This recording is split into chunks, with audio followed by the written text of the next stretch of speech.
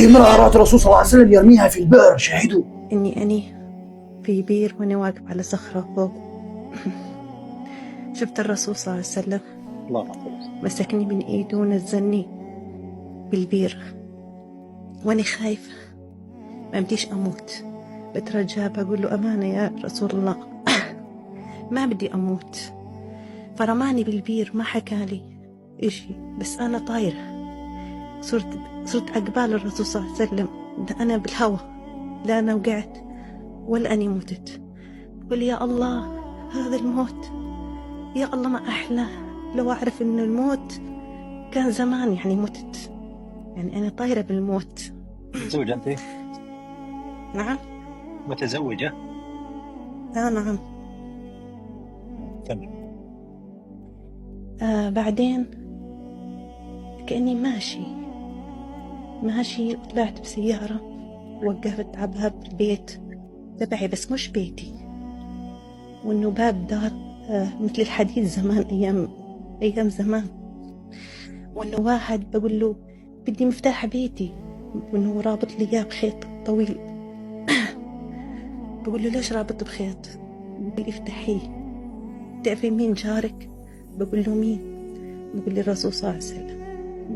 بطلقني وإنه نفس باب داري على التمام قديم الباب. وبفوت يوم فوت وإنه جوزي قاعد، بس أني بدي هيئ كأني واحدة مشهورة، بدي أزين حالي وأطلع في ناس بيستقبلوني. زينت حالي وطلعت زي الملكة مشهورة والناس تطلع علي شوية يا شيخ. وإنه في نسوان في زلم، بستحي أني طلعت على عالي، كأنه ماني عارف بناية عالية كبيرة وسيعة. أيوة.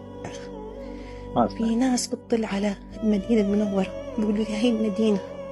بقول لهم أني خايف إني أطل في ظلم، بخاف. بقول بستحي، بقول خلي يخف شوي الظلم عشان إني أقرب أطلع على المدينة المنورة. لما بأطل يا شيخ من كثر النور، من كثر الجمال، بتراجع عيوني بتوجعني شوي. بقوي حالي بقول لا خليني أنظر. يوم بنظر بفتح عيوني وأنا براحة. بقول أني كأني جنة، مدينة المنورة، لا عين رأت ولا أبدا ما خطر على بال بشر من جمال المنظر. يعني فجعت بهالجمال وانتهى المنظر.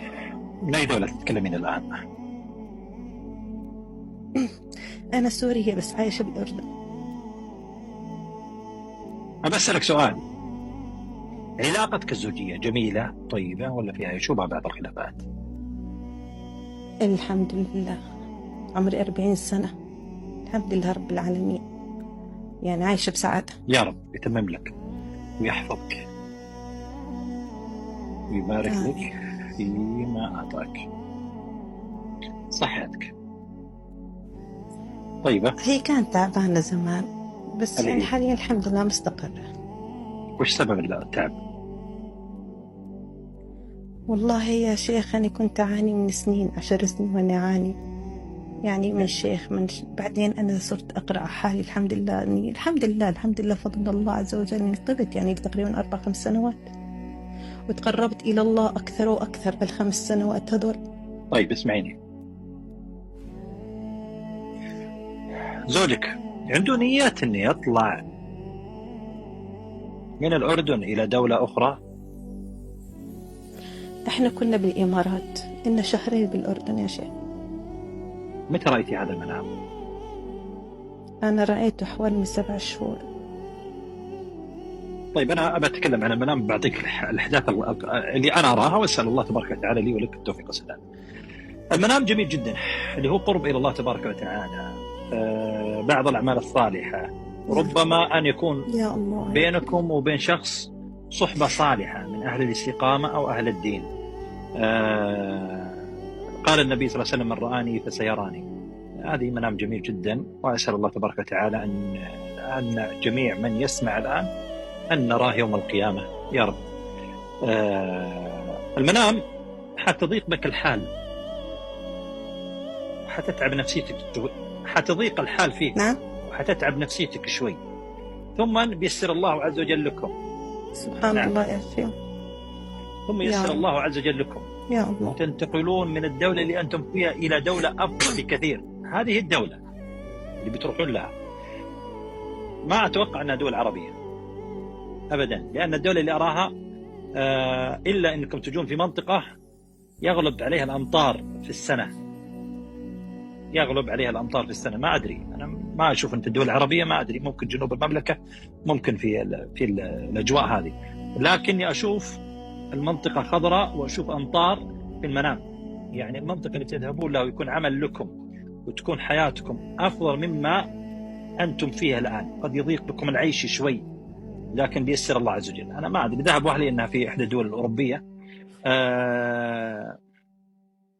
المنام جميل في كل صفات. نعم جميل، أسأل الله عبادة تقوى قرب إلى الله تبارك وتعالى كلها في المنام. أسأل الله أن يسدد والله يا شيخ، أحكي لك شغلة يا شيخ، كل كلامك هذا على عيني وراسي. أنا بتعرف شو متفائل أتقرب من رب العالمين. أنا ما بدي الدنيا هاي، أنا بدي بس قرب رب العالمين. لما شفت قال جاء الرسول صلى الله عليه وسلم قلت يعني ما بعرف، تفائلت كثير. نعم، لا إن شاء الله. هو النبي صلى الله عليه وسلم قال من رآني فسيراني، على قولين لأهل العلم، إنك تراه يوم القيامة. يا رب إنك ترين أنت ومن يسمع ومن يقول. يا رب يا أخوي، هذا يظهر لي من منامك، وأسأل الله أن يحفظك بحفظه، بحفظ الرحمن.